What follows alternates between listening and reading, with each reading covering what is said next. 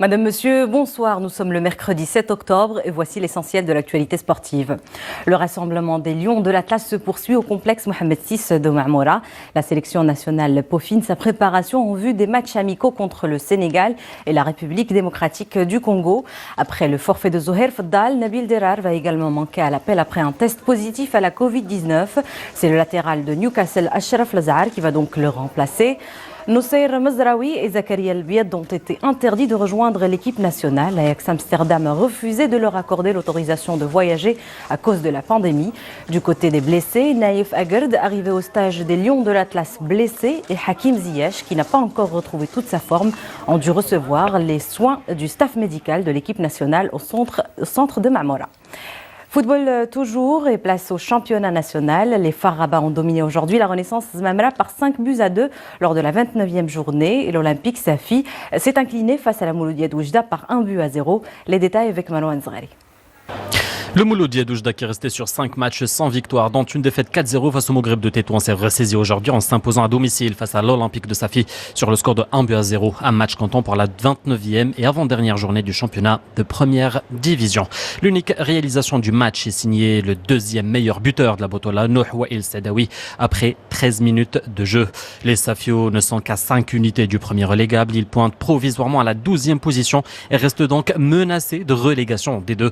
Le Mouloudia est lui 6e avec 45 unités. L'AS Far a enchaîné lui une 3e victoire de suite cet après-midi aux dépens de la Renaissance de Zmamra et s'est imposé par 5-2. L'ouverture du score est signée Reda Salim après une dizaine de minutes de jeu du point de pénalty. L'AS Far ne s'arrête pas là et creuse l'écart à la 19e minute grâce à Omar Jarari.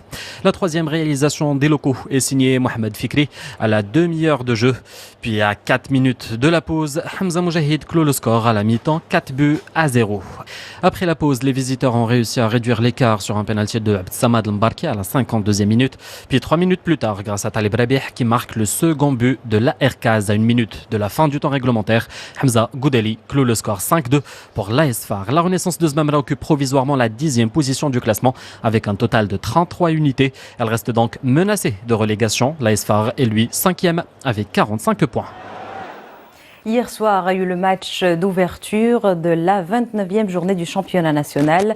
Le Difal Hassani Jadidi s'est incliné sur sa pelouse face au FUS de Rabat. Défait 2-1, les Jadidi concèdent leur 4e défaite consécutive en Botola. Les détails avec Mehdi Foudi. C'est une certitude, le FUS de Rabat sera dans le top 4 en fin de saison. Le club de la capitale enchaîne les victoires. Il accueillit un 3e succès de rang face au Difal Hassani El Jadidi. Les FUSistes ont pris les devants par le biais de Reda Jadi à la 19e minute. Une puissante frappe à distance suivie d'un rebond qui trempe le gardien. 20 minutes plus tard et sur une action quasi similaire, Zarhouni tente sa chance de loin. Sa frappe est très mal appréciée par le portier Jadidi. Le break est fait avant la pause. Les locaux devaient réagir en seconde période. Ils obtiennent un penalty à peine 5 minutes après la reprise. Mehdi Karnas se charge de le transformer en prenant à contre-pied le gardien Amsif. Dans la foulée, le FUS était à 2 doigts de creuser l'écart. Joseph Kambous profite d'une grosse erreur défensive mais opte pour le mauvais choix. Son individualisme gâche à son coéquipier Jadi l'opportunité d'inscrire le doublé. Le Diagi continue d'y croire et ne s'avoue toujours pas vaincu. À quelques minutes de la fin, Jawad Khallouk est en position de ramener les siens à hauteur, mais rien n'y fera pour les Doukali. Ils ne parviennent pas à recoller au score. Mustafa Khalfi et ses hommes ont réussi à rajouter 3 points à leur sac. Ils en comptent désormais 49 et bouclent leur saison parmi les 4 premiers du tableau. Le Diagi, après cette 4e défaite d'affilée, est toujours 8e au classement avec à son actif 35 unités. Le président de la FIFA, Gianni Infantino, en visite au Qatar, a rencontré les organisateurs de la prochaine Coupe du Monde 2022. Le patron du football mondial a visité le stade Al Bayt. L'enceinte de 60 000 places, au design reprenant les formes d'une tente arabe traditionnelle, sera inaugurée dans les mois à venir. Cependant, malgré la pandémie, les stades sont presque prêts.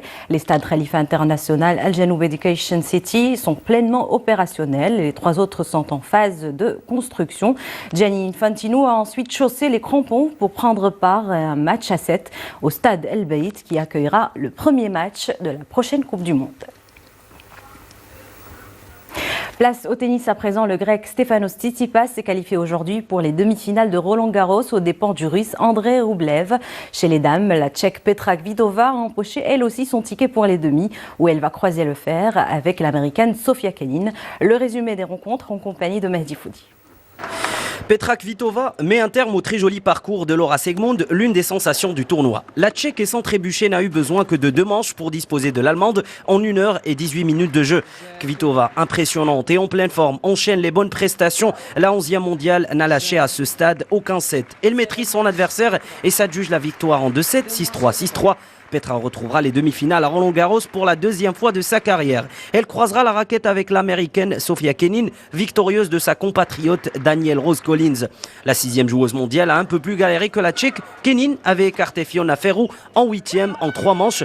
Le même scénario s'est reproduit en quart face à Collins avec une dernière manche expédiée après avoir été accrochée pendant plus d'1 heure et demie. À égalité après 2-7, Kenin colle une bulle à Collins pour se qualifier au dernier carré 6-4, 4-6, 6-0. Une victoire amplement méritée.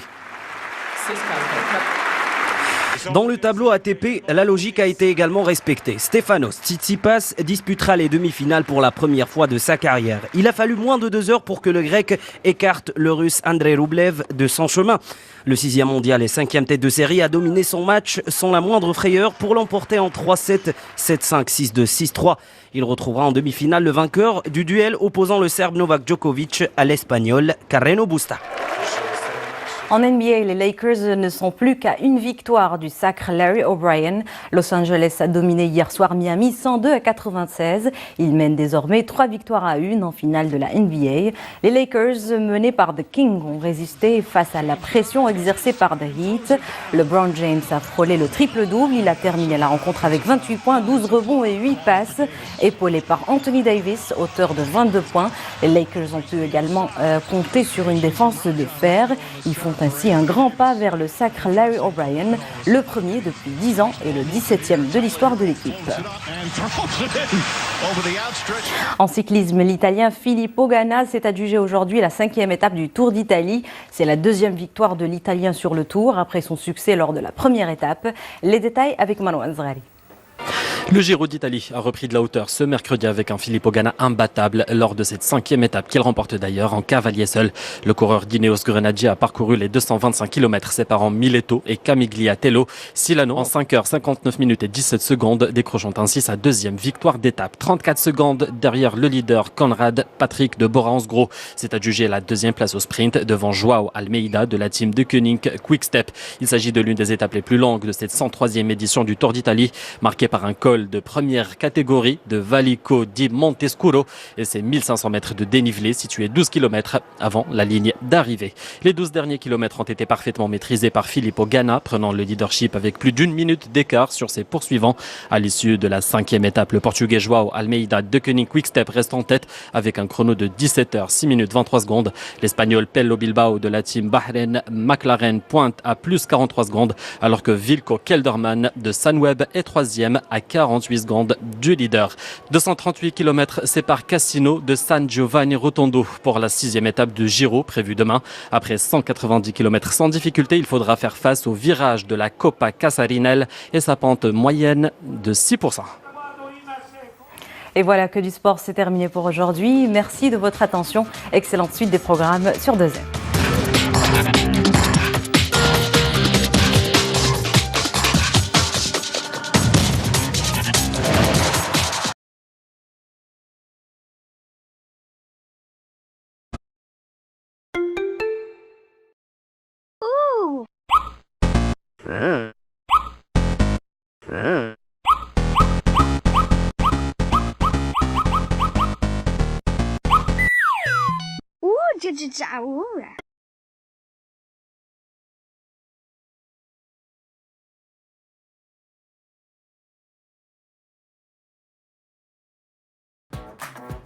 Les bébés ont un style bien à eux pour tester nos couches.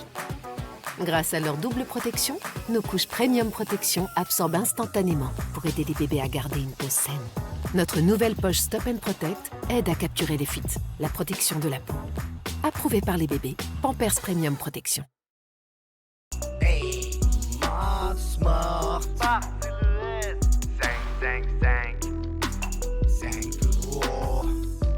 Menu Max Smart, 2 produits au choix, une petite frite, une petite boisson, pour seulement 5 €. La joie de voir arriver ces beaux moments. La beauté de se retrouver. Offrez plus qu'un cadeau, une émotion. Nocibé, la beauté partagée.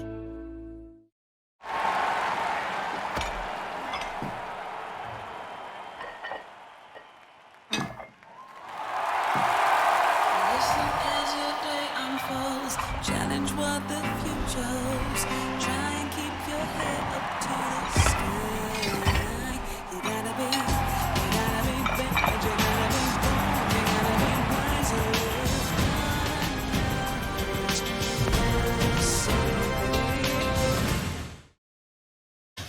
C'est bon.